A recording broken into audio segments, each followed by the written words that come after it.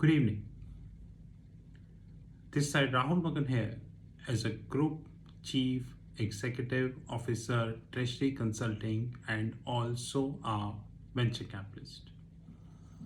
As we speak, Treasury Consulting is a multinational headquartered group based out India, Singapore, and Hong Kong. We do have offices in three parts of the globe, and unlike Ola, Uber, Swiggy, Zomato, Lenskart, Paytm, Delivery, Byju's, all these great companies, we are not unicorn, but we are a multi-million valuation company, 100% profitable and cash rich, with zero debt in the books. Not a single dollar is invested by any venture capitalist or private equity firm. Like I promised, Treasury Consulting to be entering in the three fields. Number one, the Islamic banking, which we did. Almost 2 videos are live, 2 videos are under editing. B2B enter in the investment banking. 3 videos are done. All 3 are under editing, but they all on the Facebook. And third is the venture capitalist and the private equity world.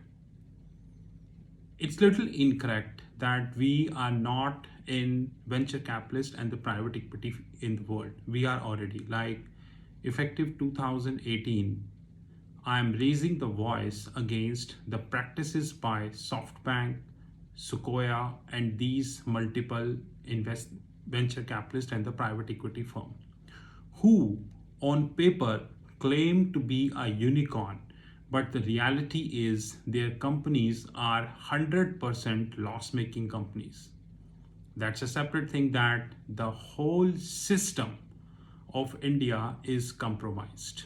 I repeat, the whole system of India is compromised. Henceforth, hardly few people are raising the voice. Today, I would like to cover a very important topic when it comes to the term sheet. You know, that how to negotiate a term sheet and so on and so forth. So I would like to cover this topic in detail, that how you can negotiate the term sheet. Like I already shot one video.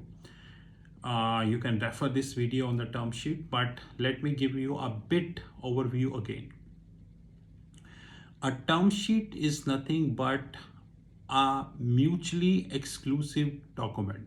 Please stress on a word, mutually exclusive document, whereby one party, who is known as lender, is giving funding to another party, who is generally a startup, under certain terms and conditions. In 99.99% cases, I repeat, in 99.99% cases, these terms and conditions are coercive in nature. Coercive in the sense, startups left with no option but to sign it. As we speak, we are shooting this video on 18th April, and I do have a live example of Byju's, Ola, and many more companies who raising huge debt from the market. Rather, precisely speaking, who raise offshore debt from the market at a minimum funding cost of 6%. You heard me right, 6%. I have already made a video in that regard, so not deliberating more. But guys, you know, venture capitalists are money-minded people. They only believe in money. We have seen the example of Cafe Coffee Day, Mr. Siddhartha, when he committed suicide, and in his suicide note, directly or indirectly, he mentioned the name of 2 private equity firms. But India is a great country because both private equity firms are still operating. and they would continue to be until otherwise somebody would be challenging them, which who will do. So when you approach a venture capitalist firm or a private equity firm and you ask for funding, then there is a evaluation period. Basically, so I'm creating a hypothetical example. I repeat, I am creating a hypothetical example. So suppose Byju's is contacting KKR, who is a private equity firm, and saying to KKR that I need $1 billion of equity funding. I repeat, Byju's is contacting KKR and asking KKR that I need $1 billion of equity funding.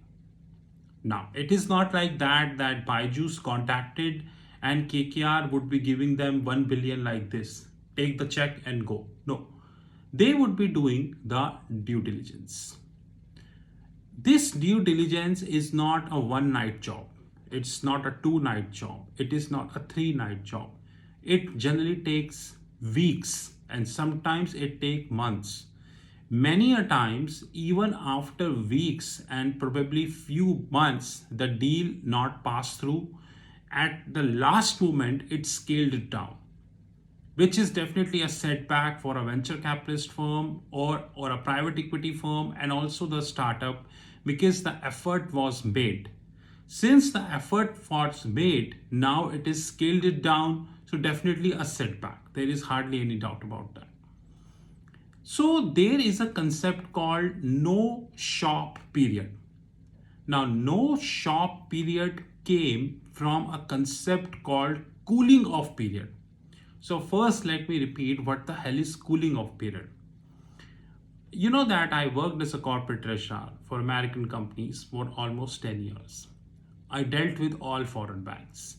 In foreign banks, we dealt with relationship managers. Relationship managers comes and go. So I'm not naming any specific relationship manager, but they came and go. So what happened when, suppose you are talking to any foreign bank, JP Morgan, take per se, and you are covering a relationship manager, say Shah Rukh Khan, he's Shah Rukh Khan doesn't mean the Shah Rukh Khan of Bollywood. So we can have n number of Shah Rukh Khans. So Shah Rukh Khan. Now, suppose Shah Rukh Khan quits for whatever reason. Now, and he is joining DBS. So if you are quitting the front office of JP Morgan, of course you would be joining the front office of DBS. Now, Shah Rukh Khan knew a lot of clients of JP Morgan. They knew the strengths of the client. They knew the weaknesses of JP Morgan. So the foreign banks say, okay, Mr. Shah Rukh Khan, we cannot stop you because now you have decided you are going. Okay, please.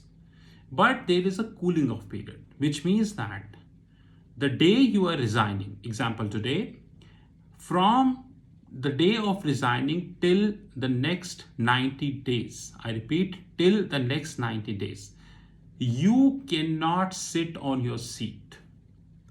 You cannot book any trade. You cannot speak with the client. You cannot cover the client. You cannot sell or buy derivative on behalf of the client. You cannot speak with a trader. You cannot do anything. What is the logic? The logic is pretty clear and straightforward. The logic is that, via this, JP Morgan trying to make sure that after 3 months, which is 90 days, there would be a lot of changes in the client or as well. This person would leave with obsolete information. So if he is going to continue to deal with the client, that he would have the latest information by the time he would leave. And probably there are higher chances that if he is going to be joining the DBS, he might take the client to the DBS, which is a loss to JP Morgan. But if he's not dealing from the last 90 days, he would have obsolete information. Probably if he's not sitting on the Reuters, probably not sitting on the Bloomberg, the quality of the knowledge of that trader would come down. Common sense. If you do not use Reuters or Bloomberg daily, you have limited understanding.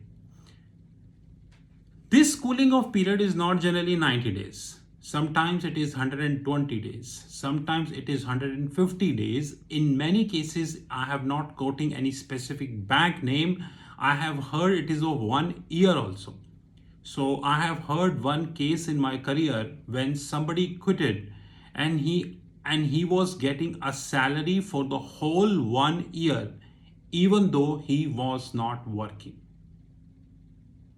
He was not working. He was getting the salary only because the bank do not want him to reveal the information of the clients to the another bank, because after 1 year the information would be more or less obsolete. Then you can go ahead.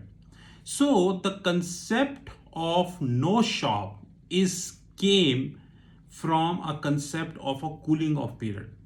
I'm sure that 99% of the people who are watching this video never heard about the cooling off period. In the second part, I would be covering the no shop period more in detail.